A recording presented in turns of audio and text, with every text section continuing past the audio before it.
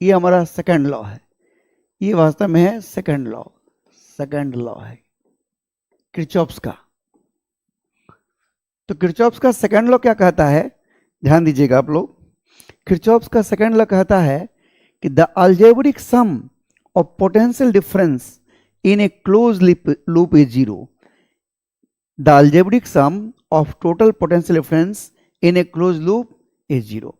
किसी close loop में potential difference का अलजेब्रिक सम जीरो होता है। ध्यान दीजिएगा, ये क्या कहता है, दिस लॉ states that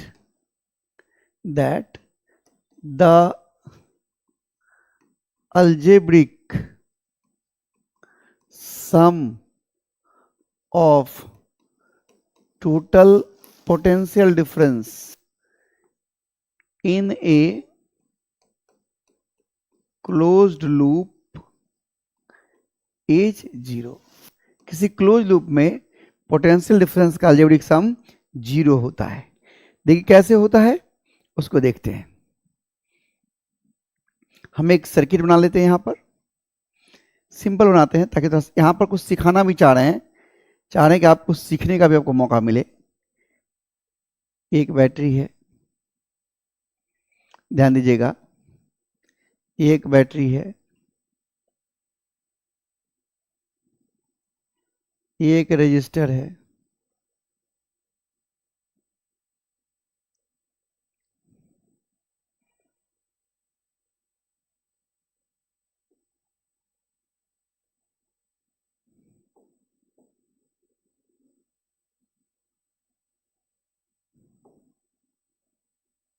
देखिए इस तरह से मान लिया कि यह रेजिस्टेंस R1 है, इसका EMF E1 है, इसका EMF E2 है, रेजिस्टेंस R2 है, ये R3 है, रेजिस्टेंस R4 है और EMF E4 है। अब मान लिया कि हमने क्लोज लूप कुछ इस दिशा में माना। अब कैसे ये मान सकते हैं, ये पूरा बंद घेरा है। मान लिया कि इसमें जो करंट है वो I1 फ्लो कर रहा है, इसमें I2 जा रहा है, इसमें I3 जा रहा है, इसमें I4 जा रहा है।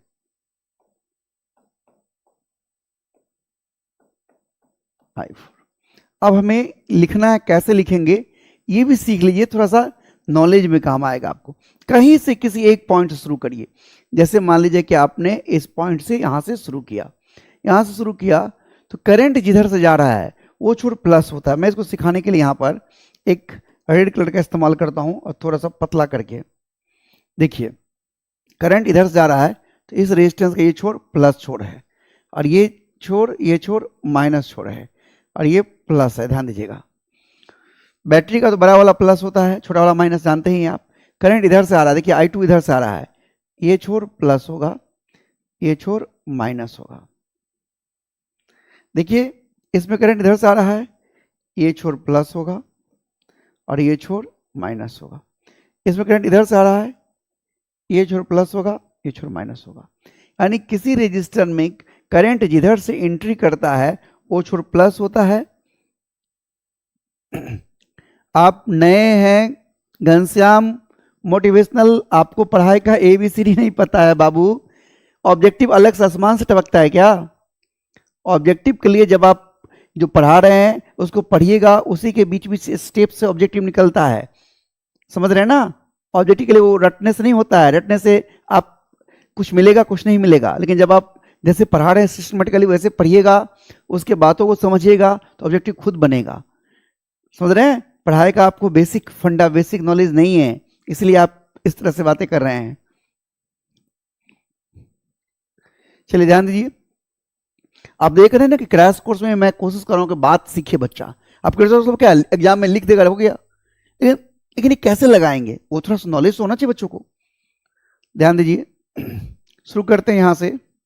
तो हमने इस तरह से लूप माना, यहां शुरू करिए, प्लस छोड़ जा रहे हैं इसमें, तो इसमें क्या लिखेंगे आप, देखिए इसका इस रेजिस्टेंस का R1 का पोटेंशियल डिफरेंस क्या होगा, तो V बराबर क्या होता है IR। तो I1 R1, आप प्लस छोड़ से जा रहे हैं इसलिए आप प्लस प्लस, ओ कलर चेंज कर लेते हैं, ध्यान दीजिएगा।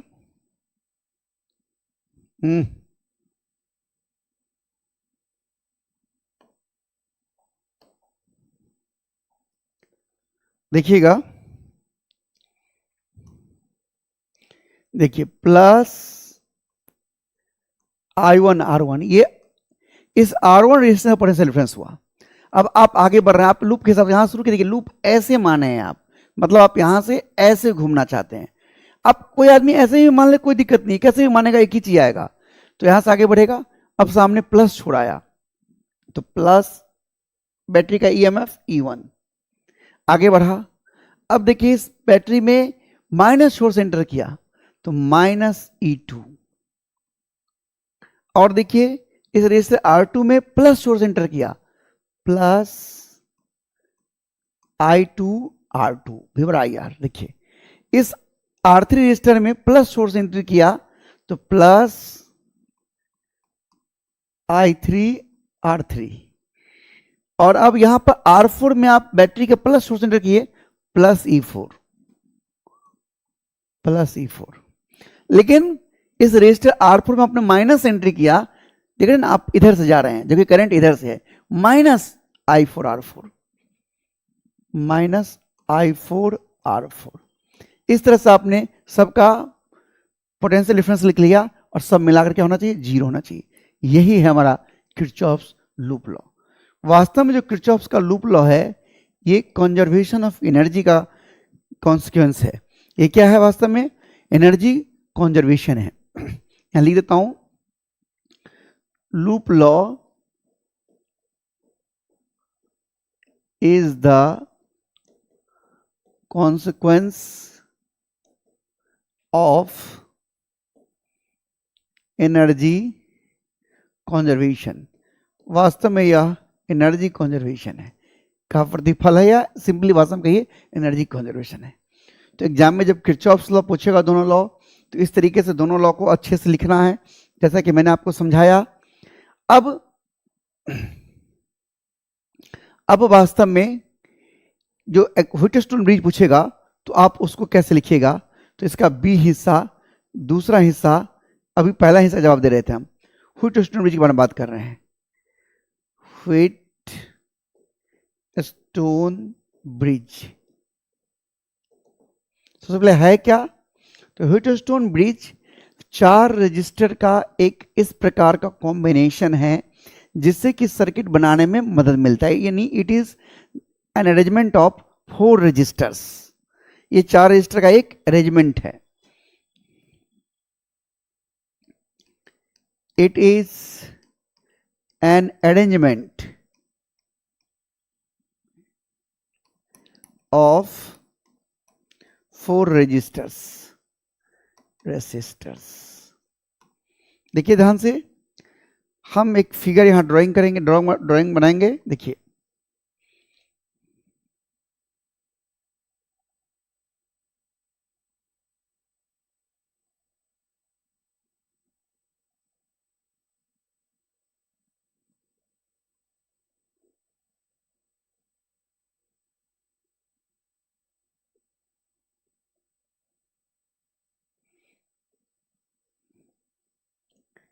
एक गैल्वेनोमीटर, जी मतलब गैल्वेनोमीटर, ये रेजिस्टेंस R1 है, R2 है, R3 है, R4 है। एक छोर का नाम A, इसका नाम B, इसका नाम C, इसका नाम D। अब देखिए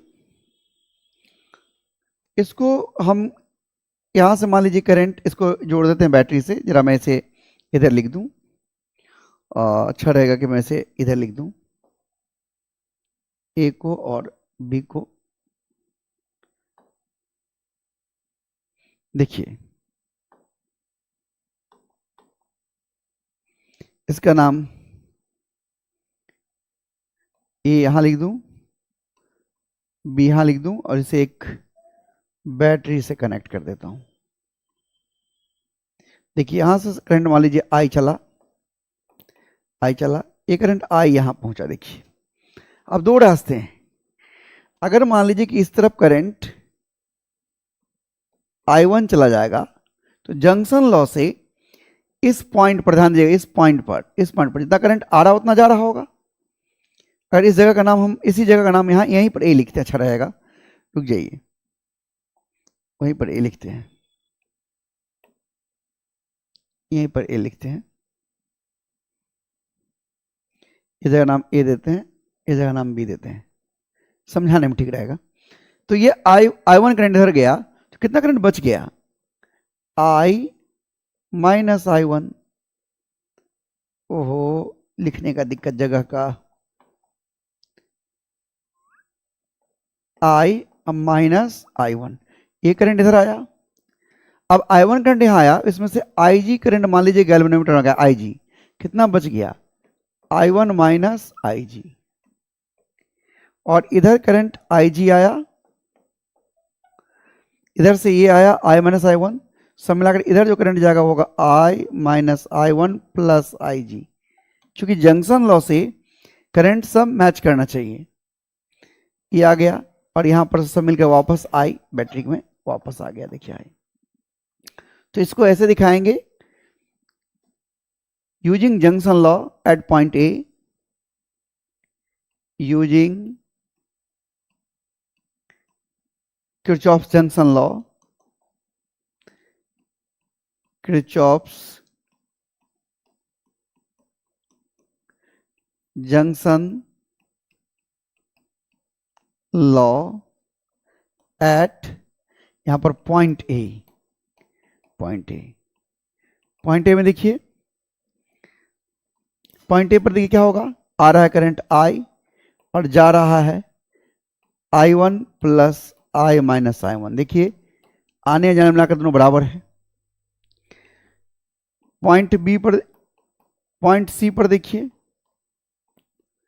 आ रहा है करंट I1 और जा रहा है I1 minus IG plus IG। अब जोड़कर देखिए तो LHS RHS बराबर है। अब पॉइंट डी पर देखिए, एक नया पेज,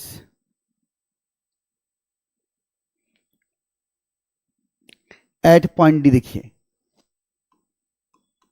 एट डी